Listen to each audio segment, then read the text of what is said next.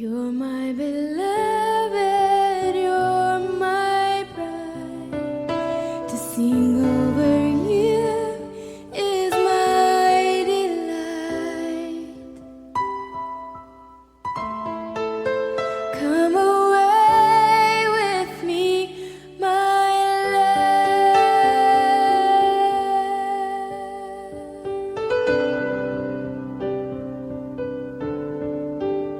Under my mercy, come and wait till we are standing face to face. I see no stain on you. A necessidade do Espírito Santo. Sermão número 251, pregado num domingo de manhã, 8 de maio de 1859, por Charles Haddon Spurgeon. E porei dentro de vós o meu espírito. Ezequiel 36, 27. Os milagres de Cristo são notáveis pelo fato de que nenhum deles foi desnecessário. Os pretensos milagres de Maomé e os de outras religiões, mesmo se fossem autênticos, teriam sido evidências de loucura. Imaginemos que São Dionísio andou com a cabeça nas mãos depois que essa lhe foi cortada. Que sentido prático haveria nisso? Quanto a fazer benefício à humanidade, melhor que ficasse no túmulo. Entretanto, os milagres de Cristo nunca foram desnecessários. Não são monstruosidades de poder. É certo que são manifestações de poder, mas todos eles tiveram um fim prático, e o mesmo pode ser afirmado a respeito das promessas de Deus. Não há nenhuma só promessa nas Escrituras que possa ser considerada um mero desatino. Da mesma maneira que todo milagre foi necessário, absolutamente necessário, assim ocorre com cada promessa da palavra de Deus. Por conseguinte, do versículo que temos lido, deduzirei o argumento, e creio de modo convincente, de que se Deus, no pacto feito com seu povo, prometeu pôr seu Espírito dentro dele, então deve ser absolutamente necessário para a nossa salvação que cada um de nós receba o Espírito de Deus. Isso constituirá o tema para a meditação desta manhã. Não espero torná-lo interessante, a não ser para aqueles que ansiosamente buscam o caminho da salvação.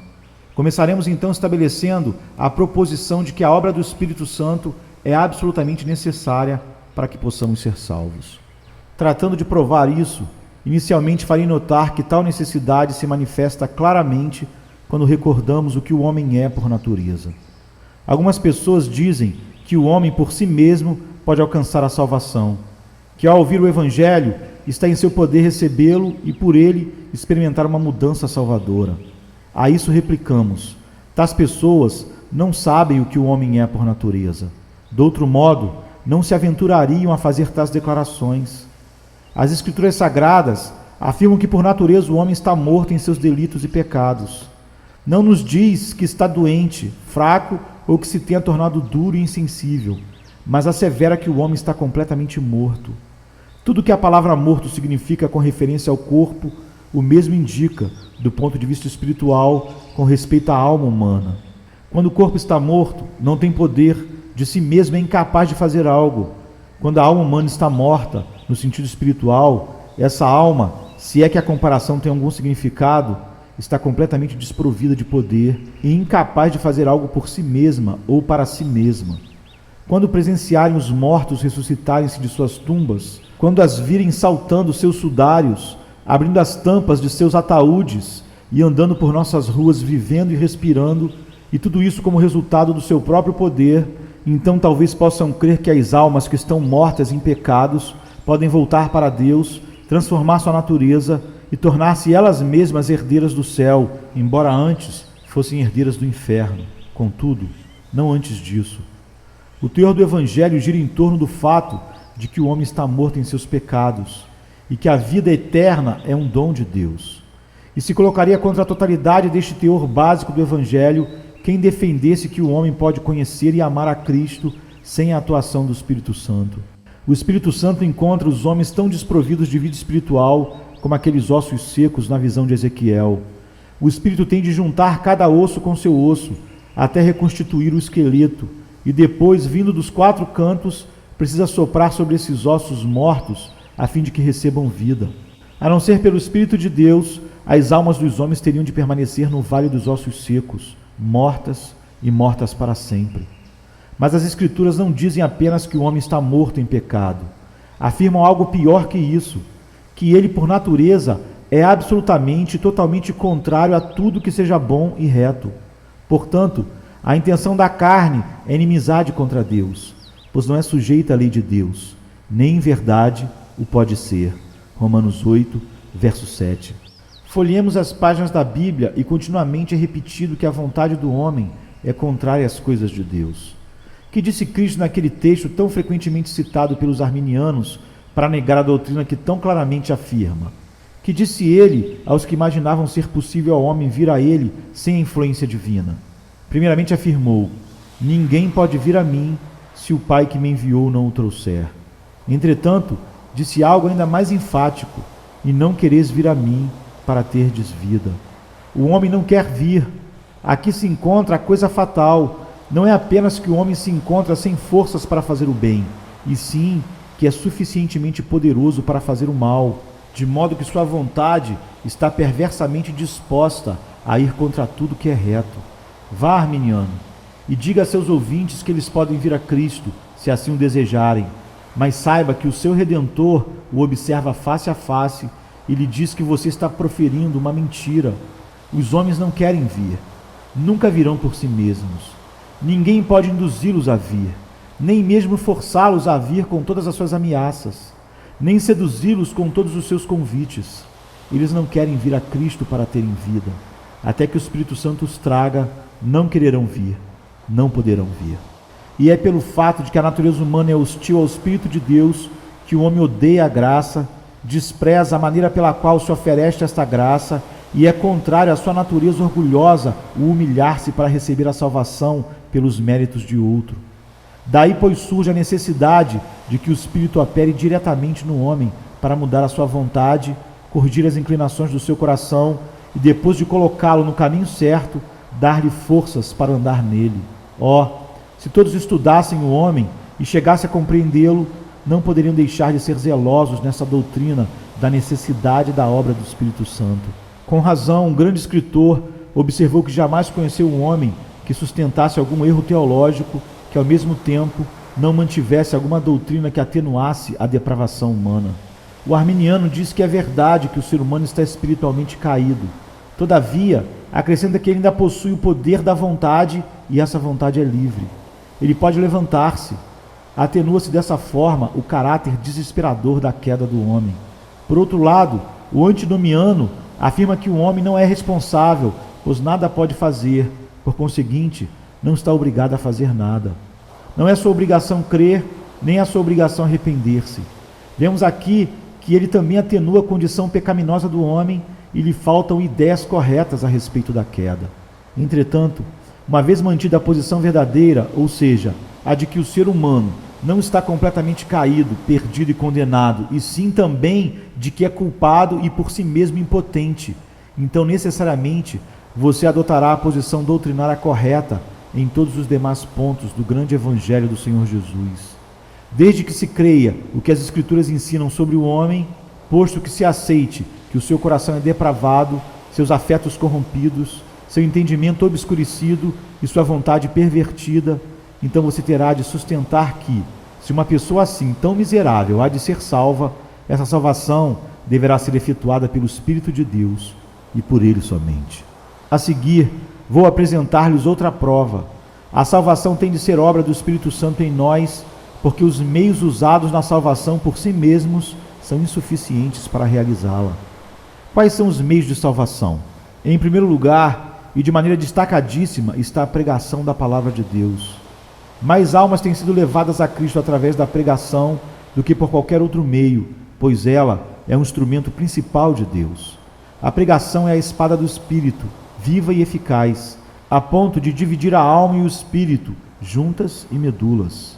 O testemunho das Escrituras é que aprove a Deus salvar os que creem pela loucura da pregação. Mas o que existe na pregação que a torna o meio eficaz da salvação de almas? Eu lhes poderia indicar diversas igrejas e capelas, nas quais poderiam entrar e dizer: eis aqui um pastor com conhecimento verdadeiramente profundo, homem capaz de instruir e iluminar o intelecto. Sente-se nos bancos e dizem: bem, se Deus tenciona realizar uma grande obra, utilizará um homem tão instruído como este. Por acaso, pergunto, vocês conhecem homens instruídos que de maneira marcante têm sido feitos instrumentos para levar almas a Cristo? Deem uma volta pelas igrejas, observem-nas e depois respondam à pergunta. Vocês conhecem homens famosos em erudição e sabedoria que chegaram a ser guias espirituais em nosso Israel? Não seria verdade que salta à vista que os nossos pregadores modernos, tão eloquentes e instruídos, são justamente os homens mais inúteis da criação quando se trata de ganhar almas para Cristo? Onde se convertem mais almas? Ora, no lugar em torno do qual se descobre a mofa, a zombaria e o desdém do mundo.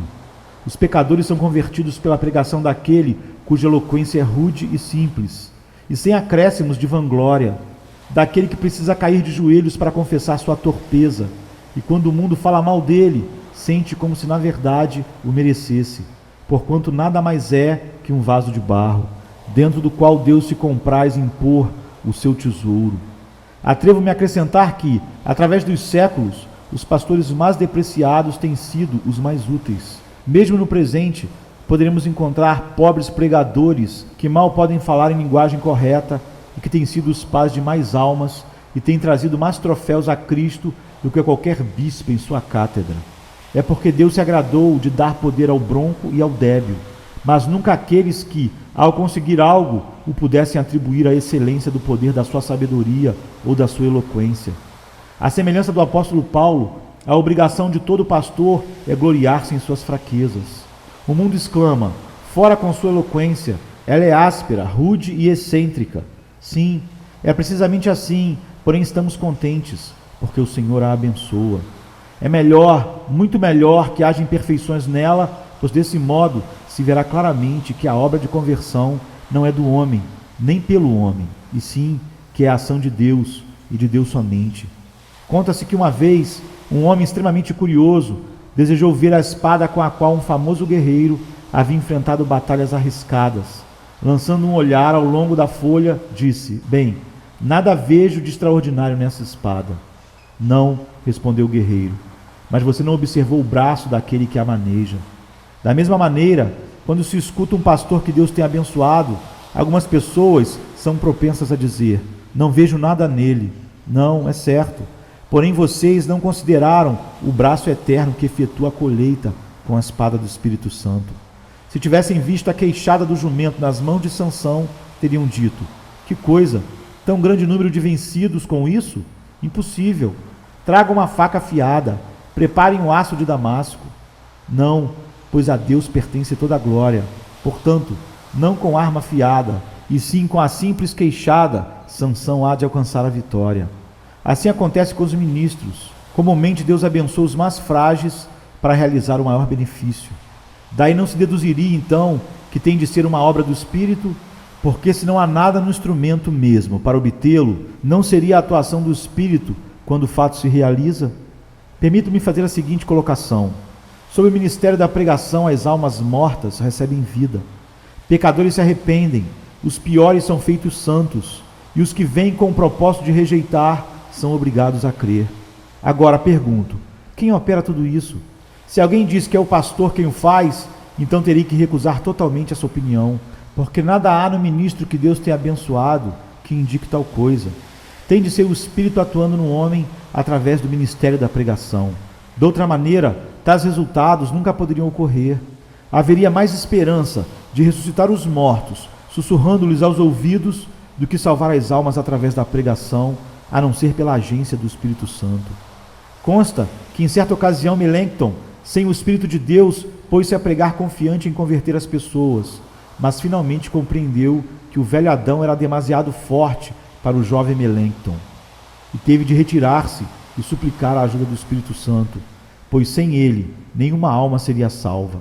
Afirmo, portanto, que o fato de que a pregação do Evangelho é abençoada prova que é a atuação de um poder sobrenatural, posto que nada há no pregador.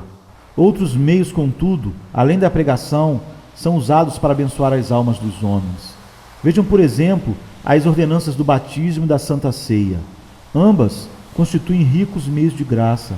Mas permitam-me interrogar: Existe algo no mero batismo que possa abençoar alguém ou possuir a mais leve semente da bênção para a alma?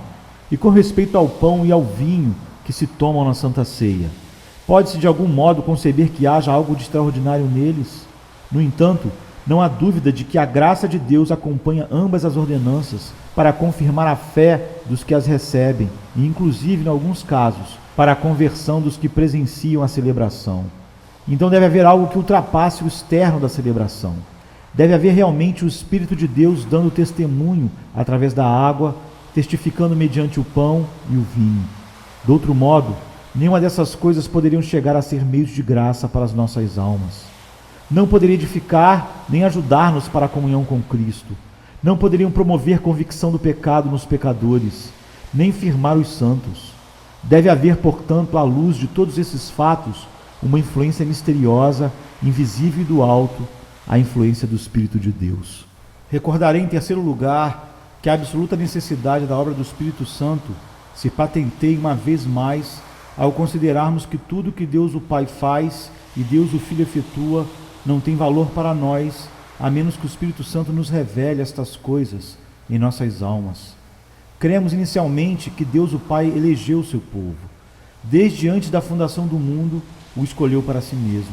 Mas que significado tem esta doutrina para qualquer homem, até que o Espírito faça morada nele? Como posso chegar a saber, efetivamente, se Deus me escolheu antes da fundação do mundo? Como me é possível sabê-lo? Posso acaso escalar os céus e ler a lista dos eleitos? É possível para mim abrir o caminho através das espessas névoas que escondem a eternidade e abrir os 7 selos do livro e ler ali o meu nome? Ah, não. A eleição é uma carta muda para a minha consciência, até que o Espírito me chame das trevas para a luz maravilhosa. Então, através da minha chamada, me convenço da minha eleição, e sabendo que fui chamado por Deus, me asseguro de que também fui escolhido por Deus desde antes da fundação do mundo. Para um filho de Deus, esta doutrina da eleição é preciosa. No entanto, o que é que a torna preciosa? Nada a não ser a influência do Espírito. Até que o Espírito nos abra os olhos para ler e nos comunique o místico segredo, nenhum coração pode certificar-se da sua eleição. Jamais algum anjo poderia revelar ao homem os arcanos da eleição. É o Espírito quem o revela. Ele, através das suas operações divinas, dá testemunho ao nosso espírito de que somos nascidos de cima, e então nos habilita a ler com clareza o título a nós outorgado para ocupar as mansões das alturas. Considere novamente o concerto da graça. Sabemos que antes da criação foi feito um pacto entre o Pai e o Filho, e nessa transação todos os eleitos foram dados ao Filho, ao Senhor Jesus Cristo. Mas de que nos serve ou aproveita o mencionado pacto enquanto o Espírito não nos outorgue os seus benefícios? O pacto se assemelha a uma árvore sublime carregada de frutos. Se o Espírito não a sacode para cair os frutos no local em que estamos, de que modo poderiam beneficiar-nos? Aproximem-se de um pecador e digam-lhe que há uma aliança de graça, que proveito ele alcançaria disso? Ah, diria, talvez eu não esteja incluído nela, talvez o meu nome não apareça nela, ou eu não tenha sido eleito em Cristo. Mas deixem que o Espírito penetre em seu coração pela fé e por amor que está em Cristo Jesus, e esse homem verá a aliança, firme e ardendo em todas as coisas. E como Davi, ele exclamará: és toda a minha salvação e todo o meu desejo. Notemos outra vez a redenção operada por Cristo. Sabemos que ele tomou o lugar do seu povo e que todos os que um dia aparecerão no céu estarão ali como resultado de um ato de justiça e da graça, pois seria um ato de injustiça da parte de Deus castigar os eleitos, já que Cristo sofreu o castigo que eles mereciam quando morreu na cruz no lugar deles. Cremos que por haver Cristo pago todas as suas dívidas, eles têm o direito à sua liberdade em Cristo, e que também por haverem sido revestidos com a justiça de Cristo, têm tanto direito à vida eterna como se houvessem sido sempre santos. Todavia, de que me aproveita isso até que o Espírito tome as coisas de Cristo e as manifeste a mim? Que valor possui o sangue de Cristo para qualquer mortal, enquanto não tiver recebido o Espírito da graça? Mais de 1000 vezes vocês ouviram pregar sobre o sangue de Cristo, mas permaneceram no mesmo. Não tinha significado algum para vocês o fato de que Cristo morreu. Vocês sabiam que ele estava expiando pecados que não eram dele, mas consideravam tudo como um conto, talvez como uma historieta inútil. Entretanto, quando o Espírito de Deus os levou à cruz e abriu seus olhos a fim de que pudessem contemplar a Cristo crucificado, então, por certo, havia algo no sangue. Quando o Espírito molhou o sopo no sangue e aplicou esse sangue aos seus espíritos, então seus corações se encheram de gozo e paz ao crerem nele. Algo que nunca antes haviam experimentado. O Espírito Santo precisa habitar em cada coração. De outro modo, a morte de Cristo nada significa para vocês. Cristo não lhe traz nenhum benefício salvador, pessoal e duradouro, a não ser que o Espírito de Deus o tenha trazido na fonte cheia de sangue do Salvador e o tenha lavado nela da cabeça aos pés. Simplesmente menciona estas poucas bênçãos entre muitas da aliança eterna. Das muitas bênçãos da aliança eterna, eu menciono apenas essas para provar que de nenhuma delas podemos tirar proveito se o Espírito Santo não as derramar sobre nós. Aí estão penduradas no prego todas as bênçãos. No prego Cristo Jesus. Todavia, nós somos baixos de estatura e não podemos alcançá-las. O Espírito de Deus as apanha e nos-las outorga. Assim se tornam nossas. São como um maná celestial longe do nosso alcance. Porém o Espírito de Deus abre as janelas do céu, abaixa o pão e coloca nos nossos lábios e nos capacita a comer. O sangue e a justiça de Cristo são como vinho guardado na adega, mas não podemos penetrar aí. O Espírito Santo mergulha as nossas vasilhas nesse vinho precioso e então bebemos. Entretanto, sem o Espírito, morremos e perecemos como se o Pai nunca nos tivesse eleito e como se o Filho nunca nos tivesse comprado com seu sangue. O Espírito é absolutamente indispensável. Sem ele, nem as obras do Pai, nem as do Filho nos valeriam coisa alguma. Isso nos conduz a outra consideração. A experiência do cristão verdadeiro é uma realidade, mas nunca pode ser conhecida ou sentida sem o Espírito Santo. Qual é a experiência do cristão? Apresentarei uma simples descrição de algumas das suas facetas. Suponhamos que se encontre entre nós nesta manhã um dos homens de melhor reputação de Londres. Nunca se entregou ao vício, nem jamais foi desonesto. Seu conceito é de um comerciante de perfeita integridade. Para seu grande assombro, é informado que é um pecador perdido e condenado, de igual modo ao ladrão que morreu na cruz por seus crimes. Vocês acham que este homem o crerá? Suponhamos então que ele creia pelo simples fato de lê-lo na Bíblia. Pensam que chegará a senti-lo? Eu sei que dirão, impossível. Alguém talvez agora mesmo esteja dizendo, bem, se esse fosse o meu caso, jamais o sentiria. Podem imaginar aquele honesto e íntegro comerciante clamando, ó Deus, sê propício a mim, pecador? Podem imaginá-lo ajoelhado junto com a prostituta e o blasfemo, sentindo em seu próprio coração que é tão culpado quanto eles, de modo que deva recorrer à mesma súplica, Senhor, salva-me ou pereço? Não podem concebê-lo, não é mesmo?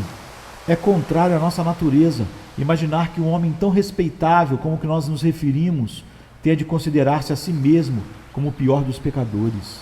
Entretanto, precisa ser assim antes que ele possa alcançar a salvação. É imprescindível que tenha essa experiência antes de poder entrar no céu. Agora pergunto, quem pode conduzi-lo a tal experiência, a não ser o Espírito de Deus? Eu sei perfeitamente bem, nossa natureza orgulhosa não se submeterá a tal plano. Todos nós somos aristocratas em nossa própria justiça. Não nos agrada inclinar-nos e descer ao nível dos pecadores comuns. E se o fazemos, é porque o Espírito nos quebranta até o pó. Por minha própria experiência, sei que se antes da minha conversão, alguém me dissesse que um dia eu suplicaria a Deus por misericórdia, confessando ao mesmo tempo ser o pior dos pecadores, teria rido abertamente na sua face, teria respondido, como pode ser isso? Não pratiquei nada particularmente mal, nunca fiz mal a ninguém, mas mesmo agora sei que posso ocupar o nível mais baixo e ao entrar no céu me sentirei ditoso em poder sentar-me entre os piores pecadores e louvar aquele amor todo-poderoso que me salvou da minha condição de perdido. Como se opera essa humilhação no íntimo? Através da graça. Contraria a nossa própria maneira de ser que um homem honesto e íntegro, na opinião do mundo, possa chegar a experimentar sua condição de pecador perdido. Há de ser, na verdade, a obra do Espírito Santo. De outro modo, isso jamais ocorreria.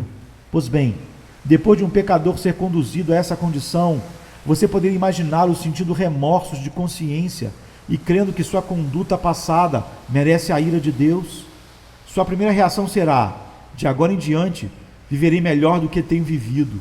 E acrescentará: a partir deste momento, me esforçarei para imitar o ermitão, torturarei o meu corpo, farei penitência e me negarei a mim mesmo. Agindo assim, observando as cerimônias externas da religião, junto com um caráter moral elevado, certamente poderia apagar qualquer falha e mancha do passado. Podemos conceber que alguém que pensa dessa maneira possa crer que o único modo de entrar no céu é através da justiça de outra pessoa, através da justiça de outro. Ele dirá: eu não quero ser recompensado por aquilo que outro fez. Não, eu não. Se hei de ir para o céu, será pelo meu próprio risco e graças ao que eu faça. Digam-me o que tenho de fazer e farei. Sentir-me-ei orgulhoso em fazê-lo, por mais humilhante que seja, contanto que com isso possa ganhar o amor e a estima de Deus. Ora, vocês podem conceber que tal homem chegue jamais a experimentar no íntimo da sua alma que nada possa fazer para merecer o amor e o favor de Deus, e que se ele pretende ir ao céu, então deve ser unicamente mediante o que Cristo fez? Do mesmo modo que um viciado entra lá pelos méritos de Cristo, da mesma forma é que esse homem tão moral terá de entrar, nada tendo por cobertura, a não ser a perfeita justiça de Cristo.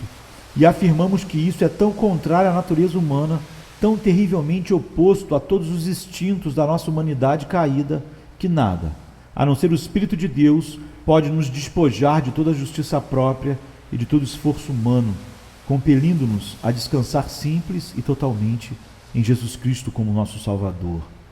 Essas duas experiências que descrevemos seriam suficientes para demonstrar que a atuação do Espírito Santo é essencial para tornar uma pessoa numa cristã. Porém, descreverei agora essa pessoa após a conversão. Vêm as dificuldades como se fossem tempestades, mas ela as enfrenta dizendo: eu sei que todas as coisas contribuem para o meu bem. Morrem os filhos, a companheira da vida é levada à sepultura. Todavia ele diz: o Senhor deu, o Senhor tomou. Bendito seja o nome do Senhor. A fazenda declina, a colheita se perde, as perspectivas de negócio são sombrias, tudo parece acabar-se, e inclusive ele mesmo é deixado em pobreza. Porém ele exclama: ainda que a figueira não floresça, e na vinha não haja frutos, o produto da oliveira minta, e os campos não produzam mantimento, as ovelhas sejam arrebatadas do aprisco, e no curral não haja gado, contudo eu me alegrarei no Senhor, e exultarei no Deus da minha salvação. Mais tarde, vocês o verão no leito enfermo, mas ainda assim ele diz: foi-me bom ter sido afligido, porque andava errado, mas agora guarda a tua palavra. Quando por fim se aproxima o obscuro desenlace, o ouvirão exclamar: ainda que eu ande pelo vale da sombra da morte, não temerei mal algum, porque tu estás comigo. Agora eu pergunto: o que é que faz esse homem demonstrar tal serenidade espiritual em meio a todas essas provas e dificuldades pessoais, a não ser o bendito Espírito Santo? Ó, vocês que duvidam da influência do Espírito, tentem produzir sem ele coisa semelhante. Tentem viver e morrer como os cristãos, se forem capazes de mostrar a mesma calma resignação, o mesmo gozo sereno, a mesma firme confiança de que as coisas adversas, sem dúvida, redundarão para o seu bem. Então talvez nos encontremos numa posição que nos faça abandonar nossa afirmação. Contudo, só quando fizerem isso. As elevadas e nobres experiências de um cristão em período de prova e aflição demonstra que são a obra do Espírito Santo. Mas considerem também o cristão no meio da prosperidade. É rico. Deus lhe tem concedido tudo o que o seu coração desejava na terra. Observem o que ele diz: em nada valorizo essas coisas, exceto como dons de Deus. Não estou apegado a elas, e apesar desta casa e todas essas comodidades, estou pronto a deixá-las e estar com Cristo, que é incomparavelmente melhor. Na verdade, nada me falta na terra. No entanto, creio que o morrer para mim seria um lucro, mesmo que tivesse de deixar todas essas coisas. Debilmente se liga às coisas da terra, não as sustém com firmeza, mas as considera como pó, como algo que passará. Pouco prazer encontra nelas, por isso pode afirmar como um hino: não tem aqui cidade permanente, aquela que busco não pode ser vista aqui. Observem esse homem, Tem ampla liberdade para lançar-se aos prazeres mundanos, porém, ele bebe de uma fonte mais elevada. Suas alegrias brotam de mananciais invisíveis. Seus momentos mais felizes se constituem daqueles em que, isolado das coisas apetecíveis deste mundo, ele se aproxima de Deus como pobre e culpado pecador, e através de Cristo pode entrar em comunhão com Ele e achegar-se confiantemente ao trono da graça celestial. Considerem, que impede a tal cristão, gozando de todas essas bênçãos, de colocar o coração nas coisas deste mundo? É maravilhoso, na verdade, que um homem que possua ouro, prata, rebanho e gado não faça deles o seu Deus. Antes, pelo contrário, testifique cantando: nada existe nos âmbitos desta terra espaçosa para satisfazer meu grande desejo. O gozo sem fronteiras e a alegria pura é de meus pensamentos nobres a inspiração contínua. As coisas da terra não constituem meu tesouro está no céu, e no céu somente. O que se deve toda esta serenidade espiritual e aspiração nobre? Não a uma simples virtude moral, nenhuma doutrina estoica produzirá algo assim, algo semelhante a isso, não. Tem que ser a atuação do Espírito, e dele somente. O que pode levar um homem a viver no céu, não obstante a tentação de viver na terra. Não me admira que um homem pobre suspire pelo céu, pois não possui nada na terra. Quando existe espinho no ninho, não admira que as aves busquem as alturas, pois não há descanso para elas lá embaixo. Quando alguém se sente ferido e vencido pelas dificuldades, não é de admirar que exclame: Jerusalém, meu lar feliz, teu nome é sempre doce para mim. Ó, quando no final do meu penar poderei em gozo e paz em ti habitar. Mas a grande maravilha é que, embora seja bem macio o ninho do cristão e esteja beneficiado com o melhor desta vida, ninguém o impedirá de afirmar: ó Jesus, a coroa da minha esperança, minha alma anseia ansiosamente voar. Ó, leva-me, querubim, lá para cima e conduze-me até o seu próprio trono. Agora, finalmente, direi que as boas ações da vida cristã não podem realizar-se sem o Espírito. Daí mais uma vez a necessidade do Espírito de Deus. O primeiro ato na vida do cristão é o arrependimento. Vocês tentaram alguma vez se arrependerem? Caso afirmativo, então sabem que em estar com alguém que se arrependa sem contar com a promessa do Espírito para ajudá-lo é exigir o impossível. Mais facilmente poderia uma rocha chorar ou um deserto florescer do que um pecador arrepender-se pela sua própria iniciativa.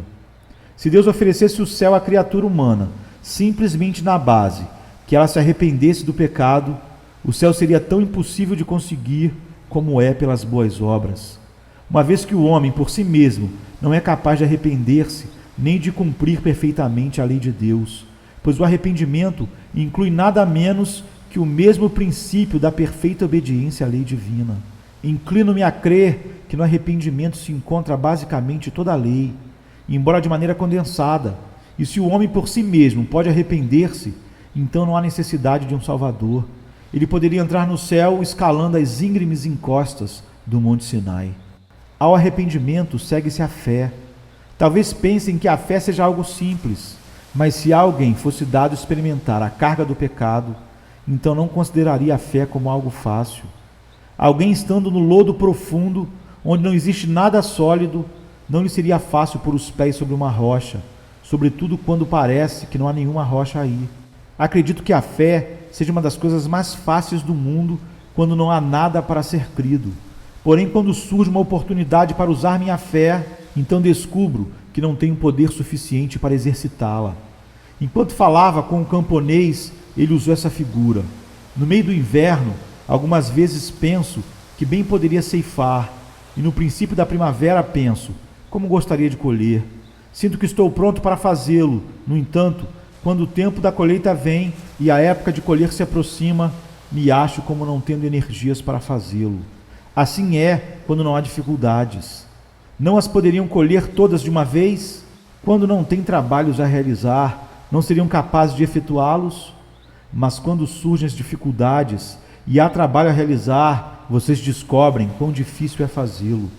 Muitos cristãos são como aquele cervo que, falando consigo mesmo, dizia: por que tem de fugir dos cachorros? Com um par de chifres afiados e patas tão ágeis como possuo, poderia causar dano a esses atrevidos. Por que não permaneço firme aqui e lhes ensino o que posso fazer com meus chifres? Por numerosos que sejam, sou capaz de mantê-los à distância. Entretanto, no instante em que os cães ladraram, o cervo saiu em disparada. Algo semelhante acontece conosco. Que se levante o pecado, dizemos, e logo o arrancaremos e o destruiremos. Que chegue as dificuldades e prontamente as superaremos. Todavia, quando o pecado e as dificuldades vêm, reconhecemos a nossa fraqueza. Temos então de recorrer à ajuda do Espírito, porque sem ele nada podemos fazer. Por outro lado, auxiliados por ele, tudo nos é possível. Em todas as ações da vida do cristão, quer no ato de consagrar-se a Cristo, seja na oração diária, na submissão constante, na proclamação do Evangelho, na ajuda aos necessitados ou ao confortar os deprimidos, em todas essas coisas, o cristão descobre suas fraquezas e sua falta de poder, a não ser que seja revestido do Espírito de Deus. Indo visitar enfermos com o desejo de confortá-los, muitas vezes senti que não me saía dos lábios nenhuma palavra que valesse a pena ser ouvida. Eu me senti numa grande agonia. Ansiava confortar o pobre e desconsolado irmão doente, porém nada podia fazer. Saía da casa quase desejando que nunca tivesse ido visitar uma pessoa enferma em toda a minha vida. De tal maneira me convenci da minha própria insuficiência até mesmo nisso. Algo semelhante ocorre ao pregador. Prepara um sermão, estuda-o e ao pregá-lo faz dele uma confusão terrível. E então exclama: oxalá nunca tivesse pregado. Tudo isso é para demonstrar que nem no pregar, nem no confortar, alguém pode fazer bem a menos que o Espírito opere em nós tanto querer como efetuar, conforme a sua boa vontade. Além disso, tudo que fazemos sem o Espírito é inaceitável a Deus. E qualquer coisa que realizemos sob a sua influência, mesmo que a depreciemos, não será depreciada por Deus, pois Ele jamais deprecia sua própria obra. E o Espírito não pode contemplar o que Ele realiza em nós de outra maneira, senão com complacência e deleite. Se o Espírito me ajuda a gemer, então Deus tem que aceitar aquele que geme. Se você pudesse fazer a melhor oração possível, mas sem o Espírito, Deus a rejeitaria. Todavia, se a sua oração fosse pobre, entrecortada e débil, originada no Espírito, Deus a contemplaria como fez com as obras da criação e diria: é muito boa, e a aceitaria. E agora, concluirei fazendo a pergunta: querido ouvinte, você possui o Espírito de Deus? Você tem alguma forma de religião, atrevo-me a afirmar. Mas que tipo? É uma religião feita por você mesmo? O que você é, deve-se a si mesmo? Então, se é assim, mesmo neste momento, é um homem perdido. Se não tem ido além do que andou por si mesmo, está longe do caminho que conduz ao céu. Seu rosto está voltado para um caminho errado. Contudo, se recebeu algo que nem a carne nem o sangue puderam revelar, se tem sido conduzido àquele a quem antes aborrecia, e a amar aquilo que outrora depreciava, e a depreciar aquilo no qual seu coração e orgulho antes se apegavam, então, amigo, isso é a atuação do Espírito, e, portanto, regozije-se, pois onde o Espírito de Deus começa uma boa obra, ele há de aperfeiçoá-la até o fim.